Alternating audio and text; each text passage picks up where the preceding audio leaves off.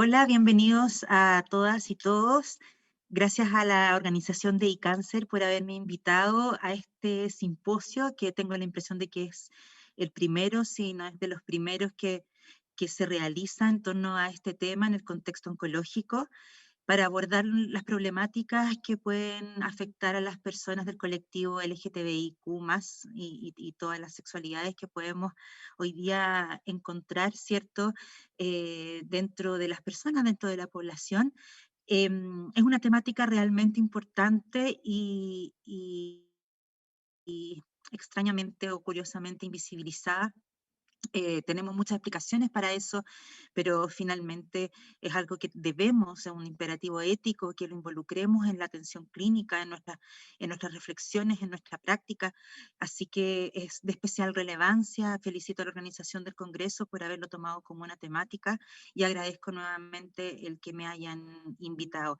Particularmente yo voy a hablar sobre cómo abordar la sexualidad de las personas LGTBI en la entrevista clínica oncológica. Más allá de la heteronormatividad, lo incluí en el título justamente porque el abordaje es fundamentalmente heteronormativo, como una de las primeras barreras a las que nos enfrentamos para abordar a los pacientes de este colectivo. Así que vamos a empezar con una cita que dice: la práctica inclusiva de lesbianas, gays, bisexuales y transexuales comienza con una decisión activa de cambiar la práctica para que todos sean bienvenidos y tratados con dignidad y compasión. Y la verdad es que a medida de que fui indagando mucho más en el tema, yo había presentado algo de esto de una manera mucho más acotada, por supuesto, me fui dando cuenta de que esto es una decisión, y es una, como aquí dice en esta cita, es una decisión activa, es un compromiso, y es un compromiso no solo individual, es un compromiso institucional y es un compromiso social, finalmente. Porque cuando hablamos yo voy a hablar particularmente de la entrevista clínica, ¿cierto? Pero no solo tiene que ver con la entrevista clínica, no solo tiene que ver con el vínculo terapéutico, no solo tiene que ver con el compromiso de un equipo, tiene que haber de alguna manera una transformación 360, y no solo institucional seguramente, y ciertamente, sino que probablemente tiene que haber un compromiso social. Es un trabajo arduo, largo, es un compromiso que nos atañe a todos y vamos a ir viendo por qué. Porque de alguna manera no solo tiene que ver con cómo nombramos a nuestros pacientes, con no incluir su orientación sexual o su identidad de género en una ficha clínica, sino que tiene que ser seguramente y ciertamente un compromiso social y cultural. Vamos a ir viendo entonces, vamos a partir de la base con lo que ya sabemos. A lo mejor no todos sabemos todas estas cosas, pero la idea es que vayamos haciendo un repaso sobre aquellos puntos que ya sabemos de las personas del colectivo LGTBI en relación al cáncer. Y esto es de especial relevancia porque a veces nos preguntamos ¿y por qué vamos a abordar de manera distinta a las personas del colectivo, ¿cierto? De hecho, muchos profesionales o muchas personas podrían pensar que tratar de una manera igualitaria debiera ser tratar a todos los pacientes por igual, no abordar el tema de la condición sexual o de la identidad de género, no preguntarlo por lo mismo y tratar a todos los pacientes más allá de su condición sexual, ¿sí? Pero hay particularidades, hay necesidades, hay ciertas características de esta población que nos hace saber de ellos, tratar de una manera no discriminatoria, pero sí diferente en relación a sus particularidades y a sus necesidades, ¿sí? Y vamos a volver sobre esto porque es realmente importante cuando muchas veces decimos, yo no pregunto a mis pacientes yo no sé de la identidad sexual de mis pacientes porque yo trato a todos mis pacientes de la misma manera. Y eso hace que homogeneicemos a nuestros pacientes y que perdamos de vista su individualidad. Así que vamos a ver qué sabemos hasta ahora de nuestros pacientes. Sabemos que las personas LGTBI presentan tasas más altas de ansiedad, depresión, autolesiones y suicidio que la población heterosexual. Sabemos también que presentan tasas más altas de abuso de sustancias de alcohol y tabaco, generalmente asociado a la ansiedad y la angustia relacionada con el estigma y la discriminación que sufren estas personas. Presentan aumentadas tasas de algunos cánceres y se realizan menos exámenes de detección temprana. Las personas LGTBI continúan experimentando discriminación y exclusión en los entornos de atención médica. Las personas con cáncer LGTBI presentan mayor angustia, dificultades relacionales, abuso de sustancias, peor salud general, peor calidad de vida y menor satisfacción con su atención y con el tratamiento del cáncer. Y las personas LGTBI describen desafíos adicionales en relación al duelo. Hay una falta de reconocimiento de la pérdida, seguramente, y está mucho en relación con las relaciones que no están reconocidas, ¿cierto? Con la falta del rol de la familia elegida, con problemas legales adicionales por ese no reconocimiento, con una exclusión de la red de apoyo en la atención sanitaria y con la sombra permanente del VIH. Ahora, esto es importante porque tenemos paradigmas, ¿cierto?, en la atención. Hay un enfoque más bien patogénico que está centrado en la enfermedad y que todos de alguna manera lo conocemos, ¿cierto?, que es este enfoque que tiene el foco de atención en los tratamientos médicos y en la patología, finalmente, o incluso en el órgano, ¿no?, en el órgano enfermo. Y tenemos otro enfoque que es lo que hemos visto más ampliamente desarrollado en los últimos años, que es el enfoque centrado en la persona, que lo que busca es una atención integral, inclusiva, centrada en la persona del paciente, que permita al profesional tener en cuenta sus necesidades físicas, emocionales, psicológicas, sociales y espirituales. De esta manera, la comunicación termina siendo el pilar y el foco de la atención centrada en el paciente, y esta comunicación paciente-profesional de salud, comunicación médico-paciente, se ha vinculado con un aumento en la satisfacción con la atención, un mayor cumplimiento con las recomendaciones de tratamiento y con mejores resultados en la salud, y abarca cualidades relacionadas con la empatía, con la compasión, y con una respuesta a las necesidades particulares, a los valores y a las preferencias del paciente en términos individuales. Han habido muchos recursos, muchas iniciativas, recursos inyectados incluso en los hospitales, en las clínicas, en los centros de referencia donde los pacientes se atienden, para mejorar la comunicación y para proporcionar un tratamiento equitativo a los pacientes.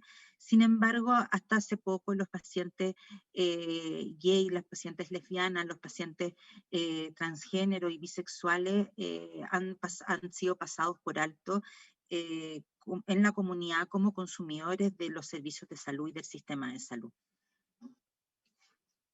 Ahora, ¿por qué es importante recopilar datos sobre la orientación sexual y género y conocer estos datos de los pacientes? Primero, porque aumenta la habilidad para detectar y prevenir las condiciones más comunes de los pacientes LGTBI que tienen condiciones de salud particulares y riesgos de salud particulares, porque ayuda a desarrollar un mejor entendimiento de la vida y de las condiciones de los pacientes LGTBI, porque permite también comparar los resultados de pacientes con muestras nacionales y también desarrollar datos concretos también para poder tomar decisiones sanitarias y de políticas públicas, y también porque los pacientes se sienten más seguros discutiendo su salud y los riesgos luego de la divulgación de sus prácticas sexuales. Y vamos a ver después que los pacientes, cuando no hay un disclosure, una apertura de su orientación sexual, presentan mucho menor satisfacción respecto a los cuidados y un temor permanente a la apertura no voluntaria de su sexualidad, con todo el riesgo a las microagresiones y al temor a la discriminación y a recibir a una peor atención en salud. Ahora, ¿qué pasa con nosotros? ¿Qué pasa con los profesionales de la salud frente a los pacientes del colectivo? Todos sabemos, yo creo que vamos a estar más o menos de acuerdo en que los profesionales de salud no estamos preparados para atender las necesidades y las problemáticas de los pacientes LGTBI, ¿sí? no tenemos los conocimientos, no nos sentimos preparados, y ahí vamos a ver más o menos por dónde va la mano de por qué no nos sentimos del todo competentes frente a este tipo de pacientes. Los pacientes del colectivo y con sus particulares y sus necesidades, vamos a volver sobre eso, ¿no? Porque no quiero sonar de que son, desde lo bizarro de que son pacientes extraños, sino por las particularidades de este colectivo, ¿cierto? Sus particularidades y sus necesidades de salud, más allá del VIH, que es lo que siempre hemos visto, ¿cierto? Están prácticamente ausentes en las mallas curriculares de pregrado. Hay una falta de entrenamiento en habilidades comunicacionales, y esto no tiene que ver solo con los pacientes del colectivo, sino que tiene que ver con la falta de entrenamiento en habilidades comunicacionales per se, ¿cierto?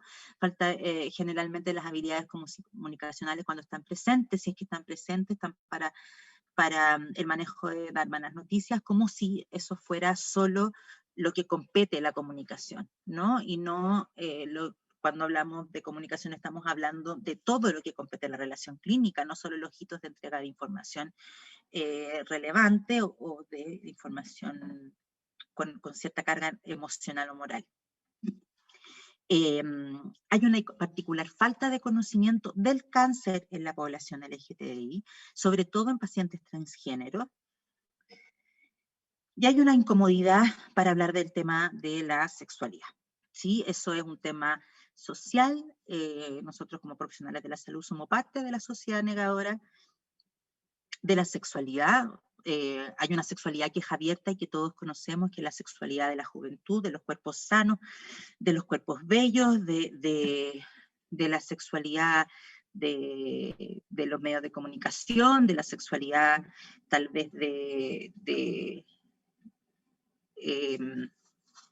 la belleza, ¿cierto? Del dinamismo, pero no es la sexualidad, ciertamente, de la enfermedad de la tercera edad, y no es la sexualidad no heteronormativa, ¿sí?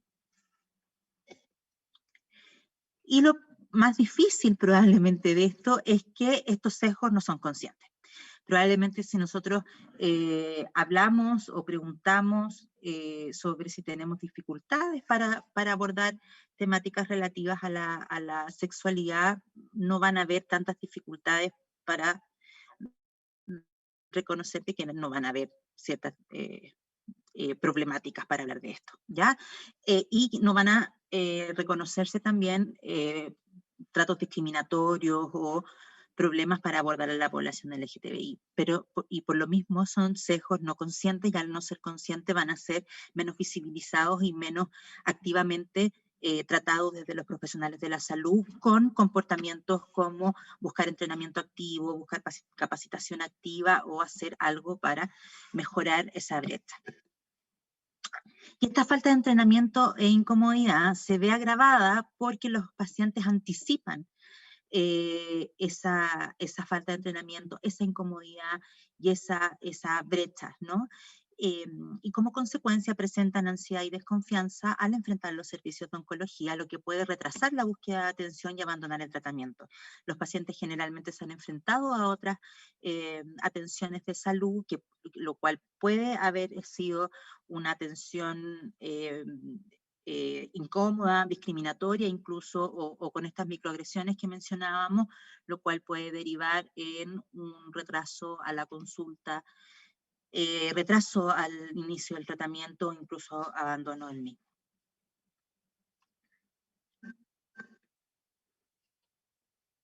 Ahora, ¿cuáles son algunas de las actitudes y temores de los pacientes derivados de esta misma anticipación o frente a la salud y a lo que veníamos conversando ahora? Hay temor a la apertura de su orientación sexual o su identidad de género, por temor a que se comprometa a la calidad de la atención, ¿cierto? Que la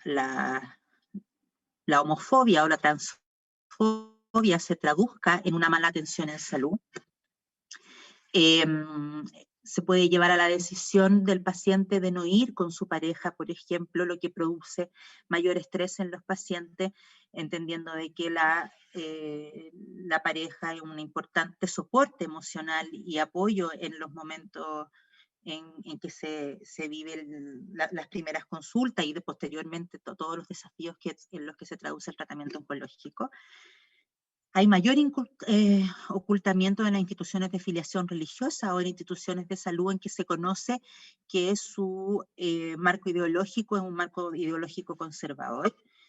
Hay temor a que profesionales homotransfóbicos no extirpen la totalidad del tumor o haya demora en el alivio del dolor. Esto lo relataban a propósito de pacientes transgénero que tenían el temor de que los cirujanos, oncólogos, ¿cierto?, cuando iban a cirugía no le extirparan la totalidad del tumor producto de su transfobia, o que las enfermeras o enfermeros se demoraran en el alivio de su dolor también producto de su fobia. Y se silencian las preocupaciones respecto a la sexualidad y los tratamientos, porque si estamos hablando en el fondo de una dificultad para abordar estos pacientes, una cosa es la dificultad para abordar al paciente en sí, con su tratamiento y con los aspectos oncológicos, que podrían ser solo los aspectos de salud. Imaginémonos la dificultad para además abordar la sexualidad y las dificultades sexuales de estos pacientes. Los pacientes oncológicos, pensemos además en el tema de la sexualidad, ya hay una brecha importante y una dificultad real para abordar la sexualidad de los pacientes heterosexuales, porque se supone de que en el ámbito del cáncer, cuando estamos hablando de que lo más importante es la supervivencia en un tiempo de atención que es acotado, ¿cierto? Pasa a competir con otros objetivos clínicos, cuando no debieran ser objetivos en competencia, pero ciertamente pasa a competir incluso a veces con el bienestar emocional y ciertamente con la sexualidad. Por lo tanto, cuando la supervivencia es lo más importante en un contexto de una atención clínica que suele ser cortita, muy aséptica, muy limitada en el tiempo, con muchos pacientes a la espera, con pocas habilidades comunicacionales de los profesionales, con poca capacitación, con profesionales sobrepasados también, pasa a un segundo plano, ¿no? Imaginémonos en el contexto además de estos pacientes donde se nos presentan todas estas otras dificultades y barreras. Pero la sexualidad está presente como alteraciones, ¿cierto?, en esta dimensión entre el 40 y el 100% de los pacientes. Es decir, del 100% de los pacientes oncológicos, entre el 40 y el 100% de los pacientes, independiente de la localización tumoral, va a presentar alteraciones en la sexualidad. Por lo tanto, va a ser una preocupación en la mayoría de nuestros pacientes. Por lo tanto, nuestros pacientes LGTBI tampoco no van a ser una excepción. Y van a tener preocupaciones relativas a la sexualidad y van a probablemente tener mayores dificultades para poder expresarlo porque van a tener oculto también su condición, sus parejas, etc. ¿Cuáles son las dificultades propias del contexto oncológico para hablar de la sexualidad y para abrir el tema de la orientación sexual? ¿Por qué propias del contexto oncológico? Porque, por ejemplo, en un contexto de atención primaria, donde a lo mejor el vínculo ha sido permanente, hay un vínculo con las personas de los centros de salud, etcétera, pudieran soslayarse esos vínculos, esos obstáculos y ser menores esas barreras, pero en el contexto oncológico sí se vuelven como tales, ¿no? ¿Y cuáles son esos obstáculos? Primero, el entorno, que el entorno es potencialmente desconocido y heteronormativo. Entonces asumimos la heterosexualidad de los pacientes.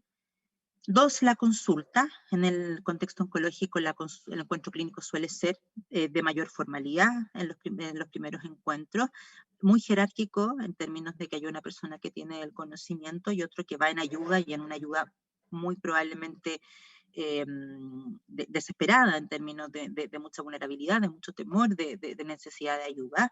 El médico es quien lidera la comunicación. Frente al diagnóstico, probablemente en la consulta inicial viene aparejada del diagnóstico de una enfermedad de riesgo vital. Por lo tanto, a lo mejor la apertura de la orientación sexual o la identidad de género puede pasar a un segundo o tercer plano. Y hay barreras asociadas que después les vamos a ir viendo más en detalle a los pacientes y los profesionales. En relación a los pacientes que ya vienen con un temor al rechazo, experiencias de discriminación y de homofobia. Y en el caso de los profesionales, lo que hablábamos de que la supervivencia pasa a tener el lugar de la primera necesidad, ¿cierto? Y que se ve la identidad de género, la orientación sexual como parte de la vida privada, y ahí están los propios prejuicios en relación al colectivo.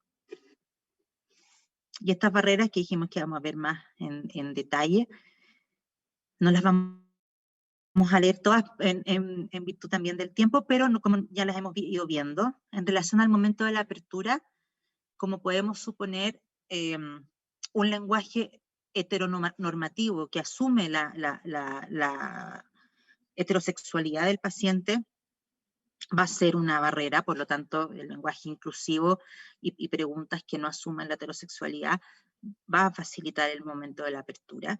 Un lenguaje corporal cerrado en vez de uno abierto, cuando no se da espacio para la conversación, eso no lo va a facilitar evidentemente, y también cuando se da un énfasis en el cuidado, eso va a facilitar la apertura. Una percepción al resultado de la apertura para facilitar que se sigan habiendo conversaciones relativas a la sexualidad, cuando no se cumple la confidencialidad o no se pregunta al paciente, o no se habla de la confidencialidad o se escribe en la ficha clínica sin que se pregunte al paciente, etcétera, son malos signos en el fondo respecto a la confidencialidad. Cuando hay una respuesta pobre respecto a eso, cuando hay una buena acogida, y cuando hay vergüenza o incomodidad de parte del profesional. Cuando hay una percepción de no aceptación respecto a la apertura, cuando hay una corta relación con el paciente puede jugar en contra, cuando hay una larga relación con el paciente puede favorecer, y cuando se vislumbra de que hay una información deficiente respecto a las temáticas LGTBI. Y factores relacionados con el ambiente, que esto es muy importante, en la literatura se destaca muchísimo, que tiene que ver con los signos y los símbolos que pueden haber en las instituciones para comunicar al paciente que es una institución con políticas de no discriminación e inclusivas con el colectivo. Si hay una institución que tiene en sus paredes o en su entorno iconos religiosos, por ejemplo, probablemente va a ser una barrera para el disclosure en el fondo de los pacientes. En cambio, si en la institución, de hecho es una recomendación en las guías internacionales, ¿cierto? Que así debiera ser, que hubiera en las paredes signos, símbolos, información para los pacientes, señales visuales de aceptación del colectivo, eso debiera estar, ¿sí? Es una recomendación súper concreta para que los pacientes entiendan de que es una institución inclusiva y que las políticas de no discriminación también debieran ser abiertas para los pacientes, así como folletería, información específica para los pacientes LGTBI. ¿Qué otras barreras nos encontramos para los pacientes? Que muchas veces sufren negación de la atención retrasada o deficiente, que hay poca o ninguna inclusión de la educación en salud, que muchos otros pacientes sí reciben, los pacientes no, porque no tenemos estos dispositivos exclusivos de orientación a pacientes LGTBI,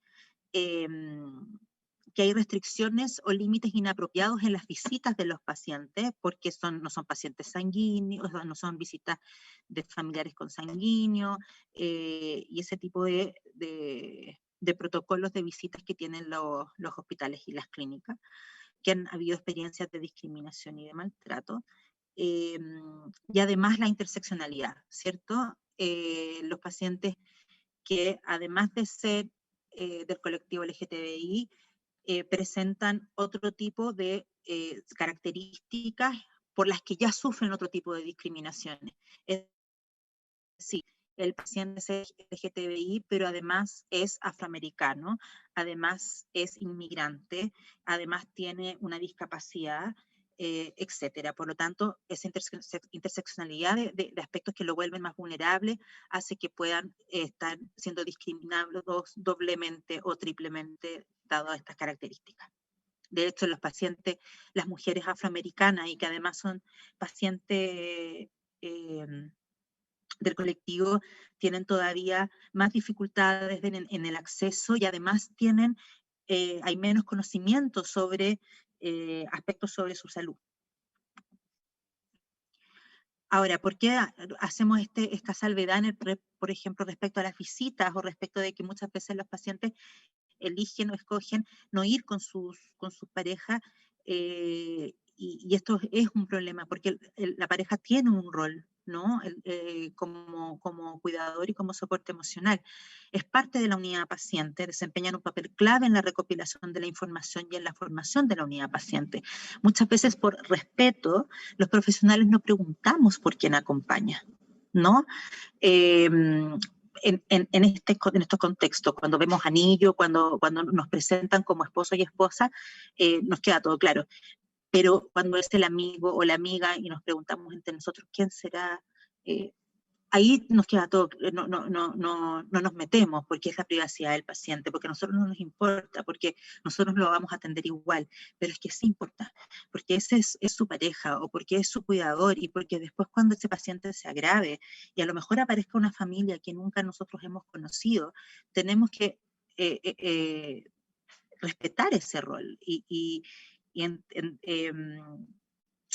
dar por principio de justicia también, ¿no? Y de devolver al paciente también ese rol de apoyo y de soporte que él eligió, ¿no? Por el reconocimiento, su reconocimiento y validación como parejas y cuidadores permite a los pacientes sentirse cómodos y aceptados también. Por las decisiones, porque un rol fundamental es la ayuda en la toma de decisiones y por el apoyo social, porque su presencia brinda mayor conciencia del apoyo social que puede otorgar la pareja. Los beneficios de la apertura ya los hemos ido diciendo. Pueden obtener información sanitaria adecuada y en función de sus necesidades. Se previene un diagnóstico indebido. Hay orientación adecuada respecto a su tratamiento y finalmente hay mayor bienestar psicológico de los pacientes.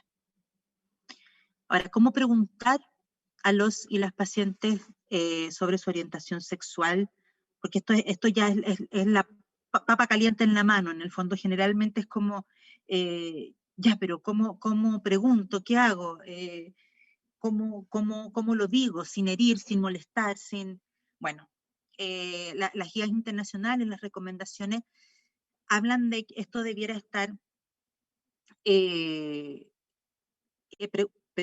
preguntado desde el primer momento, ¿cierto? Incluso en los formularios, ¿cierto? En los formularios iniciales, los formularios que los pacientes deben llenar en los aspectos donde se identifican a sí mismos, ¿cierto? Con nombre, con apellido, donde viven, etcétera, debiera estar la orientación sexual. Así como se pregunta sobre su etnia, sobre la fecha de nacimiento, etcétera, debiera estar esto.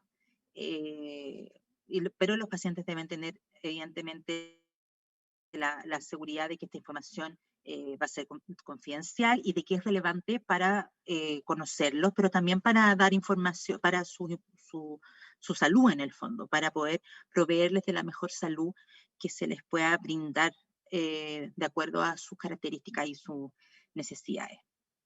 ¿Y cómo se puede preguntar? Aquí hay unos ejemplos. ¿Piensas en ti mismo como lesbiana, gay, homosexual, heterosexual, bisexual, algo más? No sé. Y aquí hay un ejemplo sobre conductas sexuales e identidad de género. Por ejemplo, en el pasado, has tenido sexo con, ¿cierto? Solo hombre, solo mujer, ambos, hombre y mujer, no he tenido sexo en el pasado año. Identidad de género, con qué género fuiste asignado al nacer, cuál es tu género, hombre, masculino, femenino, transgénero, masculino para femenino, etcétera, ¿cierto? Y ahí se van viendo distintas formas para poder preguntar también la identidad de género. Esto como un formulario, ¿sí? Hay muchos pacientes que pueden no querer llenar el formulario porque a lo mejor están en una sala expuesta donde hay otros pacientes, donde pueden temer ser vistos, donde a lo mejor quien toma las fichas es una persona que no conocen, que después la va a ver, etcétera. Por lo tanto, siempre, aunque tengamos esto en mano, debe ser preguntado por el profesional de la salud. Entonces, ahí también tenemos todas las complicaciones de y cómo preguntamos, ¿no? Cómo podemos preguntar y sin herir, ¿no? Ahora, siempre tenemos que tener claro de que aunque preguntemos, el otro siempre tiene derecho a no querer decir nada, ¿sí? Pero al preguntar respetuosamente, siempre también estamos dando el pie para que el otro pueda querer hablarlo en un momento en que sí esté preparado para hacerlo y nosotros dar el mensaje de que sí estamos preparados para poder escucharlo. Y una buena forma de partir es poder decir, cuéntame un poco sobre ti, ¿no? Y esta es una buena forma para partir cualquier tema y para poder conocer a nuestro paciente en cualquier esfera. Cuéntame un poco sobre ti, cuéntame un poco sobre tu vida, más allá de lo que vayamos a conversar, porque si no todo se vuelve el cáncer. ¿Ah? Esto es una buena forma de entrar a conocer al paciente más allá de la enfermedad. Y es una pregunta, yo no sé si la ocupo tal cual, ¿no? Yo generalmente les digo algo como, conozcámonos un poco antes de entrar en materia, yo también hablo de mí y cuento algunas cosas de mí para que también podamos conocernos un poco. Eh, pero conversar con una pregunta abierta de esa índole, preguntar sobre la vida, sobre su familia, puede ser una buena idea. Y con algunas preguntas abiertas, eh, con menos no heteronormativas para entrar en el tema de pareja, ¿no? Estás casado, probablemente no va a ser una pregunta, sobre todo en aquellos países en que el matrimonio igualitario todavía no está legalizado. Por lo tanto, si tienes pareja o estás en pareja en este momento, pueden ser preguntas menos heteronormativas. Y se puede también partir para abordar el tema de la salud sexual, normalizando el tema de la salud sexual y las preguntas sobre salud sexual, pudiendo decir algo como esto. Te voy a hacer algunas preguntas sobre tu salud sexual y tu sexualidad que le pregunto a todos mis pacientes, ya que es importante para ayudarlos a mantenerse saludables. Como el resto de este encuentro, esta información es confidencial. Naturalizar el tema de la sexualidad, como vamos a naturalizar el tema de preguntar sobre el dolor, sobre la familia, sobre la fatiga, sobre otras áreas que también son de interés para conocer cómo nos vamos a ir conociendo, ¿sí? Entonces, si la autorrevelación no aparece con todas estas preguntas, se pueden hacer preguntas ya más relativas a la historia sexual. Y si no va apareciendo, no importa, la idea es que se note y se demuestre de que nosotros tenemos la apertura para poder ir hablando estos temas. Y para poder ir ahondando y para poder ir conociendo al paciente en esta temática, podemos ir haciendo preguntas como esta, que estas son súper relevantes, presentarse con su nombre y preguntar al paciente con qué nombre le gustaría ser llamado, sobre todo en los pacientes transgénero, con qué pronombre se identifica y disculparse si uno comete un error. Eso es súper relevante. Uno se va a equivocar. A lo mejor las profesionales que tienen más experiencia, ¿no? Pero uno se equivoca y muchas veces los pacientes lo corrigen, pero, pero no tomárselo ni con tanta gravedad, ni pasarlo por alto. Yo creo que uno puede decir, perdón, todavía no me acostumbro, o uno mismo, antes de que el otro le diga, puede decir, te llamé por tu otro nombre, perdóname, estoy aprendiendo, y generalmente los pacientes lo toman bien, cuando uno también lo toma con humildad. ¿Quién vive contigo o con usted, dependiendo del grado de cercanía? Hay países además que el usted es permanente, y hay países que en el usted no existe. En Chile tiene que ver con el grado de familiaridad y de respeto. ¿Hay alguien que te apoye emocionalmente? Si es así, ¿quién es? Y hay que incluir explícitamente a las parejas o a los otros significativos en las discusiones, a la familia elegida, ¿ya? Esto es de mucha relevancia. Y preguntar sobre comportamiento, conductas de riesgo y salud sexual. Yo aquí elegí algunas.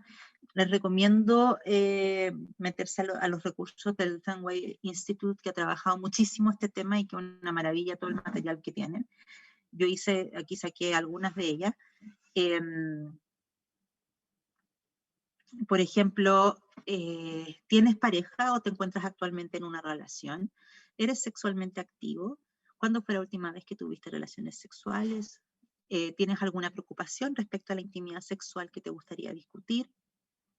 ¿Qué tan satisfecho estás sexualmente? ¿Has tenido cambios en tu deseo sexual?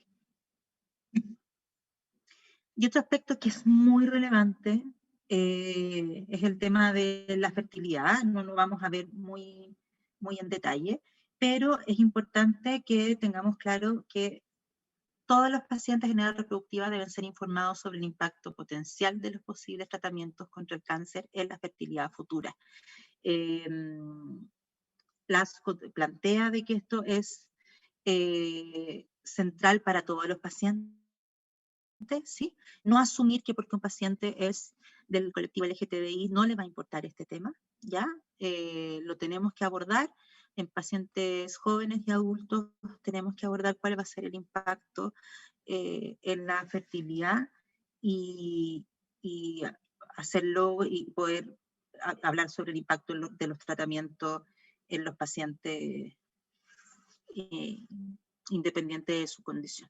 Sí, el paciente a lo mejor no lo va a tomar, pero es importante que nosotros sí lo hagamos. Y ya vamos a ir cerrando. 10 recomendaciones para mejorar la atención de las personas LGTBI para enfrentar las enfermedades avanzadas.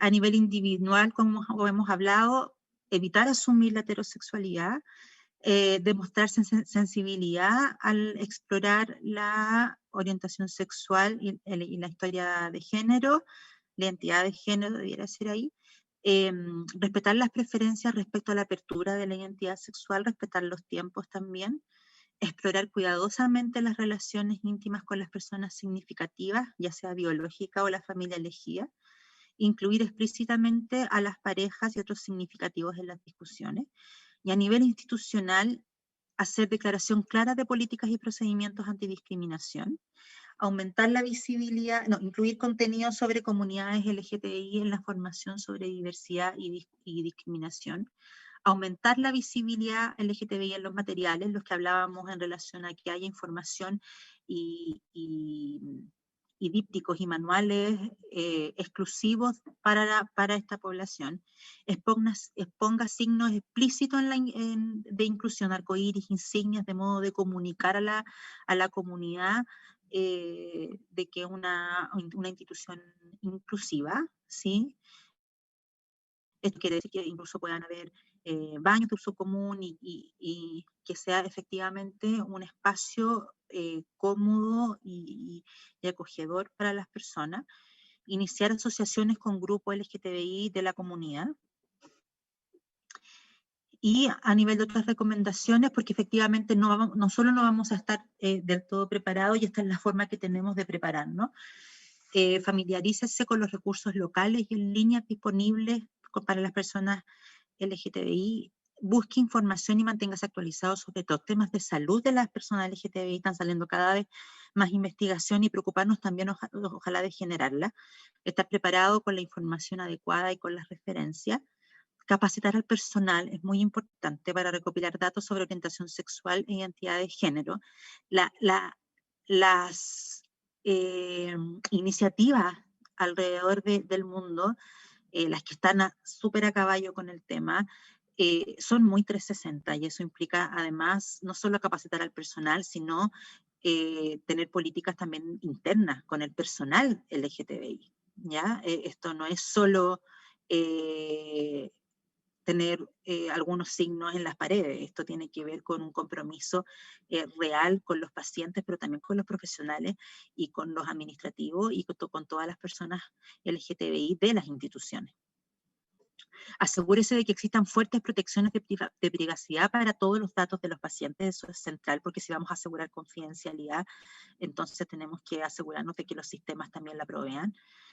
Agregue información sobre orientación sexual e identidad de género a las encuestas de los pacientes.